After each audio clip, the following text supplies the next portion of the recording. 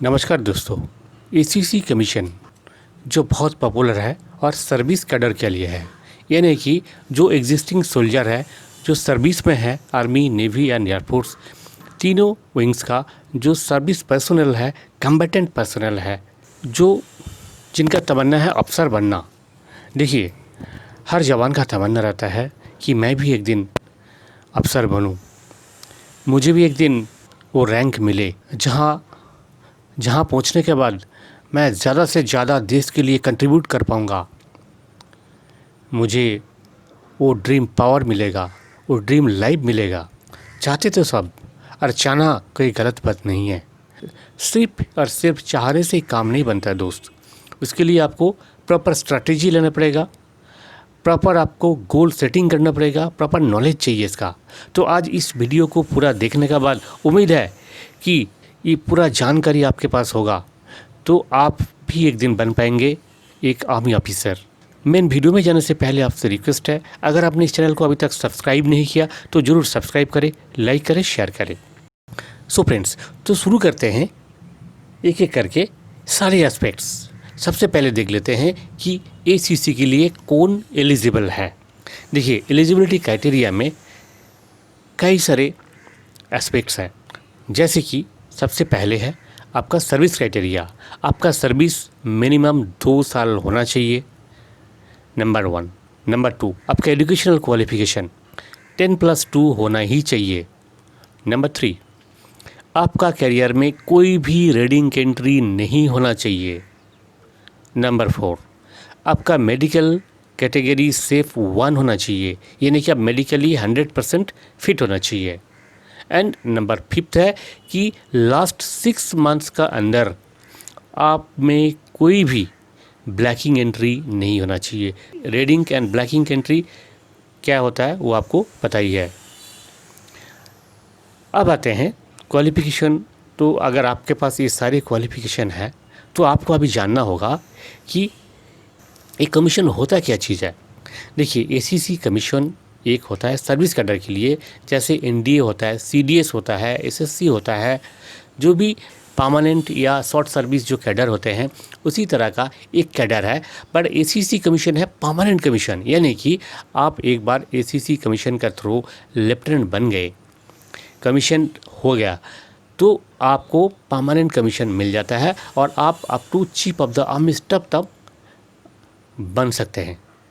इसके लिए आपका क्या होगा, पहले रिटन टेस्ट होगा, फिर एसएसबी होगा, फिर मेडिकल होगा, और ये सारे स्टेज क्रॉस होने के बाद जब आप ट्रेनिंग के लिए रिपोर्ट करते हैं तो 3 साल का आपका ट्रेनिंग होगा ACC wings of IMA Dehradun. उसके बाद 1 साल होगा आईएमए में। एसीसी आईएमए का एक पार्ट है जिसका अभी का नाम है सियाचिन बटालियन।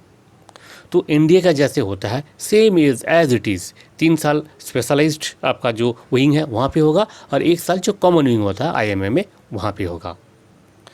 अब देख लेते हैं इसका सिलेक्शन का क्या क्या टेस्ट होता है।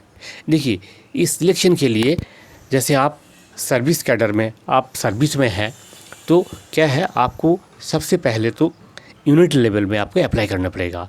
यूनिट लेवल में जब अप्लाई करते हैं तो आपका कमांडिंग ऑफिसर रिकमेंड करके आपका नाम भेजा जाता है, आपका जो कंसर्ट एचआरडीसी में, आपका जो कंसर्ट आपका डीप कोर ब्रिगेड जहाँ भी है आपका कंसर्ट एचआरडीसी में आपका नाम जाएगा।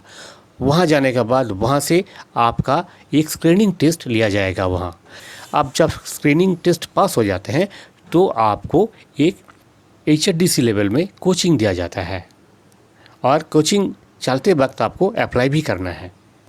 आप एसीसी के लिए जब अप्लाई करते हैं तो आपको सबसे पहले रिटन एग्ज़ाम अपीयर करना पड़ता है। देखिए, रिटन एग्ज़ाम में टोटल जो पेपर होता है वो है 4 पेपर है। तो 4 पेपर कौन कौन सा होता है अब देख लेते हैं।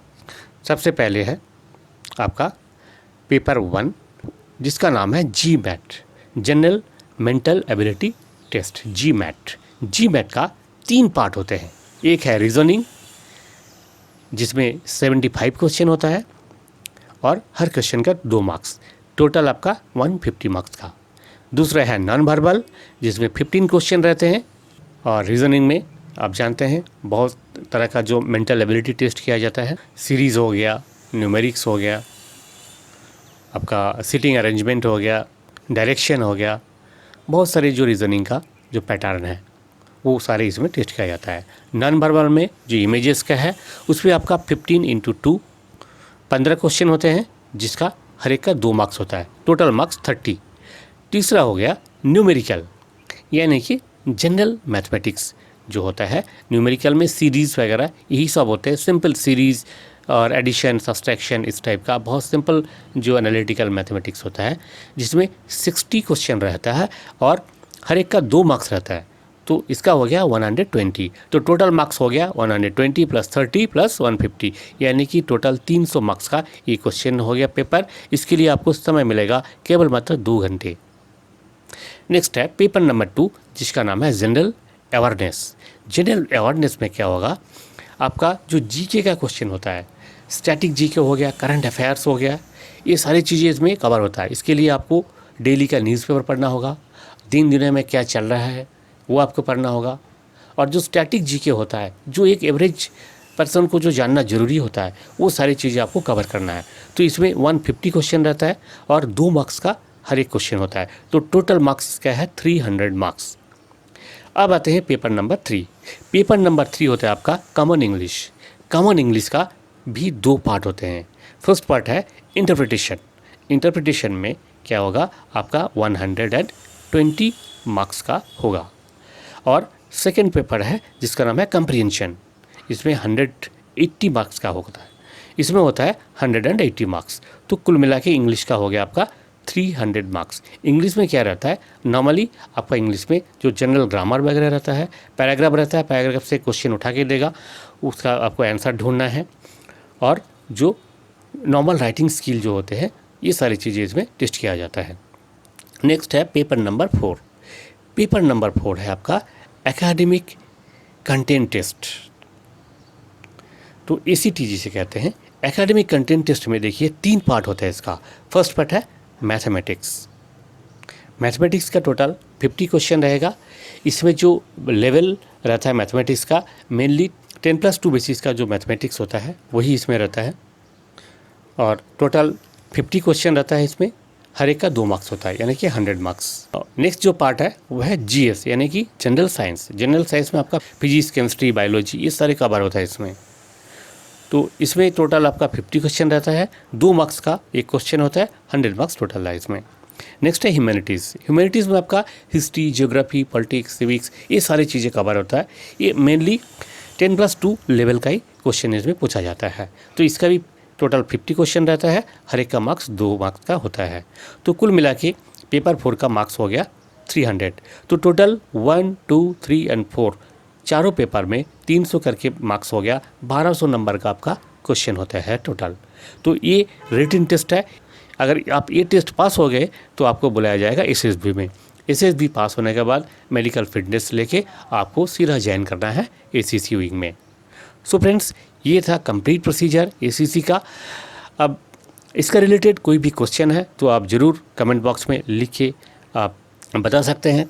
नेक्स्ट वीडियो में हम कवर करेंगे जो प्रिपरेशन स्ट्रेटेजी है, कैसे आप इन चारों जो पेपर्स है, जो GMAT, general awareness, common English and academic content test, ये चारों पेपर का प्रिपरेशन आप कैसे लेंगे, कौन से किताब पढ़ेंगे और क्या आपका स्ट्रेटेजी होना चाहिए, इस विषय पर हम चर्चा करेंगे। सो फ्रेंड्स, आज के लिए इतना ही, मिलेंगे अगले वीडियो में। और वीडियो के अंत में आपसे रिक्वेस्ट है, अगर आपने अभी तक इस चैनल को सब्सक्राइब नहीं किया तो ज़रूर सब्सक्राइब करें, लाइक करें, शेयर करें। जय हिंद, जय भारत।